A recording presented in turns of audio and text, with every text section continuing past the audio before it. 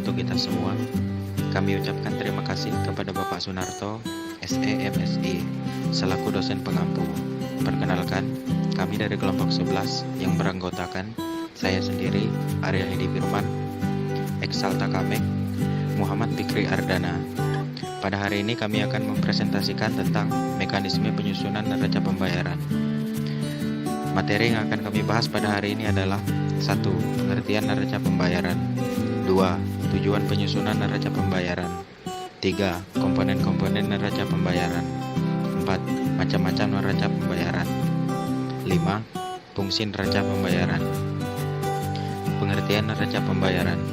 Neraca pembayaran merupakan catatan sistematis mengenai transaksi ekonomi antara penduduk suatu negara dan penduduk negara lainnya yang berupa perdagangan barang dan jasa, transfer keuangan, dan moneter antara penduduk Indonesia dengan penduduk luar negeri selama periode tertentu. Selanjutnya dibacakan oleh Saudara Fikri. Tujuan penyusunan neraca pembayaran. 1. Untuk mengetahui keadaan perekonomian dalam hubungan internasional suatu negara. Untuk mengamati keadaan perekonomian suatu negara bisa menggunakan neraca pembayaran. Dengan neraca pembayaran, maka pola umum perekonomian suatu negara bisa diketahui sehingga transaksi ekonomi bisa dilakukan dengan maksimal. 2. Untuk mengetahui sumber daya yang ada di setiap negara. Sumber daya yang dimiliki oleh suatu negara berbeda-beda. Oleh karena itu, suatu negara perlu mengetahui sumber daya yang dimiliki oleh negara lain agar bisa menjalin hubungan dalam perdagangan internasional. Pendapatan yang dihasilkan dari perdagangan internasional bisa digunakan sebagai cadangan devisa negara dan menjalankan roda perekonomian dalam negeri. Sumber daya yang dimiliki oleh suatu negara bisa diketahui dengan penggunaan neraca pembayaran yang tepat. 3. Untuk mengetahui besarnya anggaran devisa yang diperlukan dalam transaksi ekonomi internasional, cadangan devisa yang dimiliki oleh suatu negara bisa digunakan sebagai transaksi ekonomi internasional. Agar cadangan devisa bisa bertambah, maka transaksi ekonomi internasional harus dilakukan dengan efektif dan efisien, sehingga bisa memperoleh dari transaksi ini. Perencanaan anggaran devisa harus dilakukan dengan cermat dan teliti supaya tidak ada kesalahan yang membuat suatu negara kekurangan anggaran devisa. Salah satu alat yang dapat menentukan anggaran devisa adalah neraca pembayaran. 4. Untuk mengetahui langkah-langkah yang harus diambil dalam bidang transaksi ekonomi agar tidak salah dalam melangkah saat melakukan transaksi ekonomi, maka pemerintah suatu negara perlu memikirkan langkah-langkah yang tepat supaya negara tidak mengalami kerugian saat melakukan transaksi ekonomi. 5. Untuk mengetahui permasalahan ekonomi dalam negeri yang ada pada suatu negara juga harus memperhatikan permasalahan ekonomi yang ada di dalam negeri. Jika perekonomian dalam negeri terdapat masalah dan tidak segera diselesaikan, maka bisa saja mengganggu transaksi ekonomi internasional. Komponen-komponen neraca pembayaran. 1. Neraca perdagangan. Neraca perdagangan adalah sebuah data yang berhubungan dengan perbandingan nilai ekspor dengan nilai impor suatu negara yang terjadi dalam suatu periode. 2. Neraca jasa. Neraca jasa adalah pencatatan yang ada di dalam neraca yang mencatat transaksi jasa yang dilakukan suatu negara dan diterima oleh negara lain selama satu periode. 3. Neraca hasil modal. Neraca hasil modal adalah pencatatan yang ada di dalam neraca yang mencatat semua pembayaran dan penerimaan dividen, berbagai macam hadiah yang diberikan oleh negara lain, dan bunga gaji tenaga asing. 4. Neraca lalu lintas modal. Neraca lalu lintas modal adalah pencatatan yang ada di dalam neraca yang mencatat setiap pinjaman dari luar negeri atau kredit serta pinjaman atau kredit yang diberikan kepada negara lain. 5. Neraca lalu lintas moneter.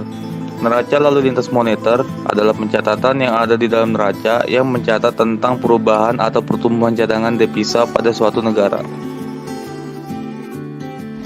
Selanjutnya dibacakan oleh Saudara Eksal. Macam-macam neraca pembayaran. Pada dasarnya, neraca pembayaran terdiri dari debit dan kredit. Pada neraca pembayaran, kredit berfungsi untuk mencatat semua transaksi yang menghasilkan devisa atau memberikan tagihan terhadap luar negeri. Neraca pembayaran terbagi menjadi 3 jenis, yakni neraca pembayaran defisit, neraca pembayaran surplus, dan neraca pembayaran seimbang. Berikut penjelasan tentang 3 jenis neraca pembayaran tersebut. 1. Neraca pembayaran defisit adalah neraca yang menandakan bahwa nilai impor lebih besar daripada nilai ekspor. Jika suatu negara terus-menerus mengalami defisit, maka sektor keuangan berjalan lambat sehingga pertumbuhan ekonomi sulit untuk berkembang. 2. Neraca pembayaran surplus adalah neraca yang menandakan bahwa transaksi debit atau jumlah yang harus dibayarkan ke luar negeri lebih kecil daripada penerimaan dari luar negeri. Secara sederhana, neraca pembayaran surplus dapat diartikan seperti jumlah pemasukan lebih besar daripada jumlah pengeluaran yang dilakukan oleh suatu negara. Surplus yang terjadi pada neraca pembayaran menandakan bahwa negara tersebut mempunyai cadangan devisa dan dana yang lebih. Dengan kata lain, dana yang ada pada neraca pembayaran surplus bisa digunakan untuk melakukan pembangunan secara nasional pada suatu negara. 3. Neraca pembayaran seimbang adalah neraca yang menunjukkan bahwa transaksi pembayaran ke luar negeri atau transaksi debit jumlahnya sama dengan penerimaan dari luar negeri atau transaksi kredit. Jika satu negara ingin meningkatkan pendapatan atau surplus, maka perlu menurunkan nilai impor sekaligus menekan atau menambahkan nilai ekspor.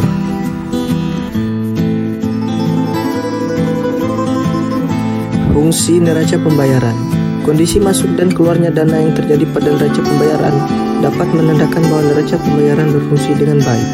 Penting bagi suatu negara untuk memperhatikan transaksi ekonomi agar berjalan dengan semestinya, bahkan diusahakan untuk berjalan ke arah yang menguntungkan. Fungsi demikian, neraca pembayaran memiliki beberapa fungsi. Fungsi-fungsi neraca pembayaran diantaranya sebagai bahan pemerintah dalam mengambil keputusan di bidang perdagangan internasional, sebagai bahan pemerintah dalam membuat keputusan atau kebijakan moneter yang dilaksanakan oleh suatu negara, sebagai alat untuk mengukur atau menilai keadaan ekonomi yang berhubungan dengan transaksi ekonomi internasional dari suatu negara, sebagai data-data keuangan internasional, sebagai alat pendataan transaksi ekonomi supaya pemerintah suatu negara ketika melakukan kegiatan ekspor dan impor tidak mengalami kerugian dan bisa melakukan penyelesaian pembayaran tepat waktu. Sekian presentasi dari kelompok kami. Terima kasih.